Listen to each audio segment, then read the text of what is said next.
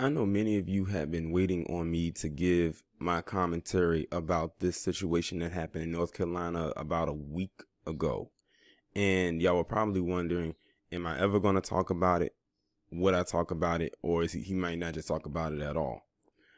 I was going back and forth whether or not I was going to talk about it or not.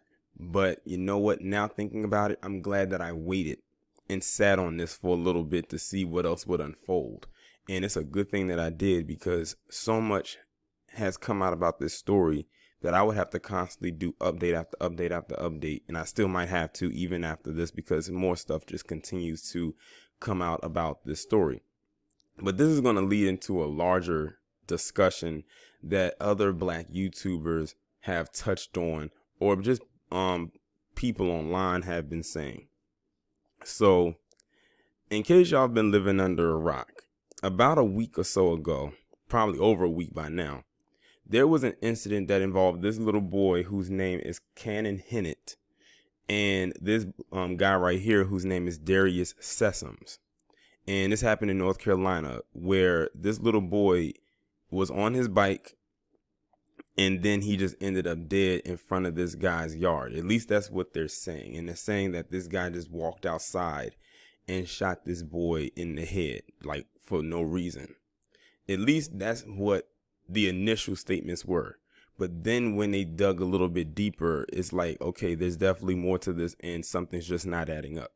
So apparently Darius is or was the neighbor to this little boy and his family. I believe he lived with his mom and his dad. And the night before or the day before, they said that Darius was over at their house having dinner, quote unquote, and beers. Now, something else interesting had came out about that, with him being over there. So we was like, okay, so apparently he knew them. This wasn't random, or at least they say it's not random. It couldn't have been because he knew this boy's family. Well, it turns out that they said Darius Sessom had a history of drug distribution coming in and out of his home. And they believe that the family, or at least especially his dad, was on that stuff. Because when they were interviewing the dad, you can look at him and tell that he was tweaking a little bit. Like you can tell he was, it looked like he just got done getting high on that elite stuff, if y'all know what I mean. Not no low level, but that elite stuff. And y'all know what I mean when I say elite. So they do believe that there was a history of drug usage in that home and that Darius most likely was their distributor. Now, as far as how it ended up with the son being killed or murdered in this case, because they say that Darius now faces a first-degree felony charge for what he did. And of course, if convicted, he's definitely going to jail for the rest of his life. And I don't know what the capital punishment looks like down there in North Carolina, but right now, if he is convicted, that's what he's going to get. But like many people have said, this story right here just doesn't really add up. It doesn't really make any sense whatsoever. It's almost like, did the boy see something that he wasn't supposed to see and they had to silence him some way or what have you? I said they need to investigate everybody that is involved with this. Sorry, I had to pause it right quick. Got interrupted. But yeah, something really about this does not make any sense whatsoever. Like, that's why so much stuff has been coming out and everything like that. But one of the major reasons I wanted to come on here and talk about this is because of the response from a certain group of people as it came to this situation. Yes, we can clearly see that this little boy that was murdered was white and that the guy that murdered him is black. We can clearly see that. But we highly doubt that this boy was killed by this black man because he was white. But you have lamestream media, especially those over at Fox News, who want to turn it into a race issue. It's crazy because these are the same people that will always say that black people always make it about race. But whenever something like this happens, they'll make it about race. Mind you, these are the same group of people that added in the interracial crime stat of us killing them at 92%, which is absolutely ridiculous. I mean, if you believe that, then why even have a functioning brain? Why bother? Like, that doesn't even add up whatsoever. But none of the stats that they put onto us adds up anyway. Like, and they make bad correlations all the time. All the time. But they couldn't wait to make this thing into a whole racial issue. And might I add that Darius Sessoms, after it was found out it was him, they immediately arrested him. They immediately arrested him. It didn't take forever to do it. And I doubt that they took him to McDonald's or Burger King like they did Dylan Roof. You still got the guys who killed Breonna Taylor still out here scattered free. You got Garrett Roth, the one who killed Rayshard Brooks, vacationing after getting bond and should still be in the state of Georgia, down in Florida vacationing. They got him. But then here's the thing. Here's the thing that gets me. These same group of people say they don't like BLM, and we know why. They say, listen, over here, we have a reason as why we don't like BLM. But our reasoning is different from their reasoning. As a matter of fact, whenever we don't like something and they don't like the same thing, our reasoning for not liking something is always going to be different from theirs. And theirs usually is always a racial tone to it. Almost always. Ours might be too, but it depends on the subject matter. We don't like BLM not because of a racial thing. We know we don't like BLM because if you go look at their website, that'll tell you why we don't like it. They don't like it because, they feel that it's a racist organization. They always compare it to Antifa, which I think is ridiculous as well. But they claim they don't like BLM, but it's crazy because this was a little white boy that was killed by a black man, and they really wanted to organize a protest. They could have done it. But like someone else said, and like many people have said, they like to hang off of whatever it is we have going on, or what those of us who look like us who organize those protests have going on, because they don't organize things like this for themselves. As a matter of fact, I'll give you another example. And Seiji Hito talked about this on his channel like a week ago.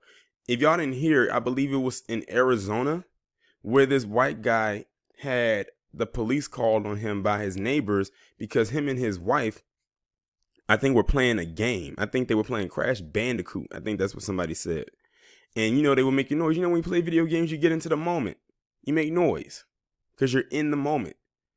They came and knocked on his door in the middle of the night, might I add. It wasn't broad daylight. It was the middle of the night. We're talking like late at night after 10 o'clock probably. So they come banging on his door. He came to his door. He had his gun because he wasn't sure who was at the door. He did not raise his gun. And before he could really, really do anything or obey any command that they gave, because they were all yelling at him at once, they shot him point blank range and killed him right there in his home. I didn't hear anybody from quote unquote All Lives Matter or White Lives Matter or PC Lives Matter say, oh, this was wrong. We need to organize a protest. We need to go after the police. They are so fake. And it's, what's so crazy? You know how I heard about this story and that story? I heard about this story from black people and I heard about that story from black people. So what does that tell you? We actually care more about what happens when stuff happens to them than they do about stuff that happens to them. Whether it's by the police, by by another black person, another white person. Shoot, well, granted, me and my mantras, a lot of, my mantras really, I feel nothing and everything like that.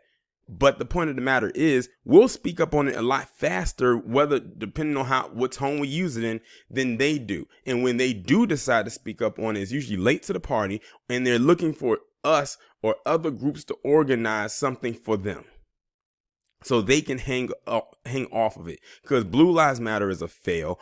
All Lives Matter is a fail. And realize they had to hang off of black people with that, because they were hanging off of BLM when they came up with Blue Lives Matter and All Lives Matter. They did not come up with that on their own. If they really wanted to come up with that on their own, it would have came up years before BLM was a thing. But as usual, they hang off of every movement that we do.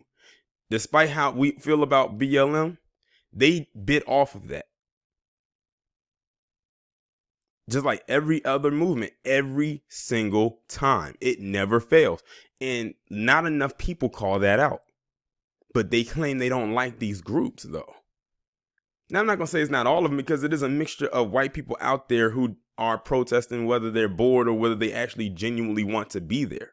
But I'm talking about those ones who always have a criticism of a lot of black-led, I guess you can say, groups. Now, this is not me defending BLM, like I said. I'm just using them as an example because they did bite off of them. Shoot, you even had the Blue Lives Matter had a whole bill generated for them, and they don't even really use it like that, except for when they want to. And they're very selective, and y'all know what I mean, of who they want to use it for. They don't care that this boy was killed. They only care because the person that killed him was black. And the thing is, they were gung-ho going in on this until they dug a little bit deeper with the investigation, and they found out there was drug usage involved, and that they're probably going to find something to probably put on the parents, and specifically the dad. But see, it was all fine when it was just going in on the killer. It was just fine just then, because then they had something to talk about. But they'll scale back when someone who looks like them is now attached. They do it every time. And it's not easy. It's not easy. It is easy, but it's not hard to figure this out. Like, their patterns never change. That's why I said they never go off script. They never go off script. That's why it's so easy to figure out who they are and how they operate, because they're so transparent. Truth be told, the Academy, they do the same thing. They do the exact same thing as a lot of these PC people do when it comes to situations such as these. Like, something happens to one of them, but then when you dig a little bit deeper in investigation, then they scale back. Because they want to throw out, oh, this is homophobic, that's homophobic, this is transphobic, this is transphobic, or this is this and this is that. But when they can no longer use that as a talking point for that situation at that time, they scale back and then say no one cares about them. Most of you don't even care about you. I remember when the incident happening with Ed Buck. I was one of the first people, or one of the few people, who talked about the first Ed Buck incident back in, 2017 of that summer. Then I got onto it again when it happened again in January of that following year. And where were they at? Oh, we know why you didn't say anything. Because Ed Buck was this old white male. And I would not be surprised if many of them have an Ed Buck or had an Ed Buck in their life. So to talk about that would be hypocritical to them. The only difference between the victims and that they're still breathing. Yeah, I said it. Because truth be told, many of them do have a zaddy who is their pimp. They won't tell you that, but it is what it is. But for me to just wrap all of this up, they don't really care about this situation. They only use it as a talking point because the person who killed this boy was black. Had this person been white or been their dad, just the dad or the mom or whoever was there, they wouldn't make a big fuss about this. They don't care when they killed each other. We know this. Look at what happens with those mass shootings last year and a couple years ago. When they find out, that they get mad when they find out that the person is white. Like, look for a perfect example in Florida, when that guy with all those felonies, and I'm still trying to figure out why he was still free, but we know why, who had all them felonies to his record since he was the age of 12. He's 26 now. People told me in comment sections of those videos, before they revealed the identity of the murderer, they were hoping that the person was either black or Hispanic. They were mad as hell when they found out that he was white. But they say we're the ones that talk about race all the damn time. At least with me, I'll wait. If they don't give an identity, 9 times out of 10, I know which way they're kind of leaning towards it. But sometimes that's not even always effective. So sometimes that's why I always say when I do a video, and they don't give the identity, I want to wait until they give a name and a face before I speak on it. I used to be the one that jumped the gun too, but then I said, you know what? You can't always rely that because they don't give the identity that the person is always going to be white. Sometimes they may surprise you and the person might be black.